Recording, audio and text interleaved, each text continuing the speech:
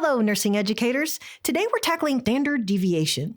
Now, that statistical term might bring back memories of math class anxiety, but I promise it's actually a helpful friend when it comes to understanding your students' exam performance.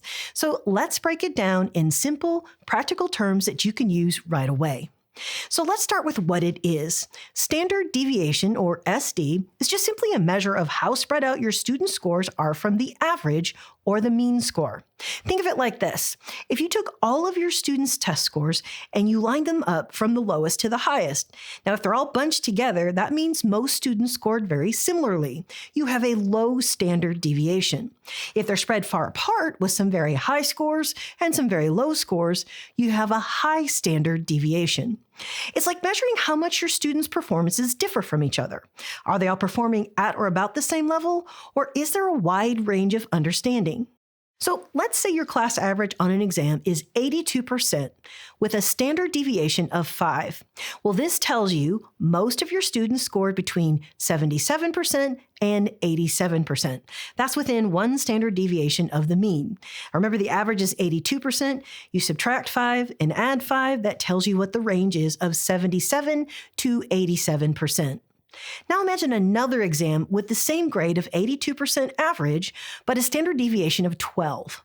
This time, most students scored between 70% and 94%. Now that's a much wider spread. Now, neither situation is inherently good or bad, but they tell you different things. A small standard deviation, like 3 to 5 points, suggests that there's consistency in your class's performance. Most of your students understood the material to the similar degree. A large standard deviation, like 10 to 15 points, now this indicates more variability. Some students really understood the content, while others struggled significantly. So what do you do with this information? How can you use standard deviation in your teaching? Well, if you see a high standard deviation on an exam, it might signal some things to you, like the material might not have been clear to everyone. Your teaching might have connected better with some learners than with others, and the exam might have had a mix of very easy and of very difficult questions. Now, all of this could be your cue to do the following. Review challenging concepts with your class using different teaching approaches. Consider forming study groups pairing higher and lower performing students, or provide targeted resources for students who fell in the lower range. Now, a low standard deviation, meanwhile, suggests your teaching reached most of the students similarly.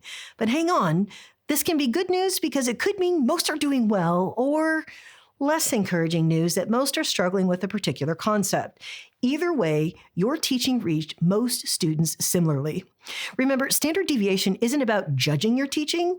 It's a tool that helps you see patterns and make informed decisions about how to support your students' learning journey.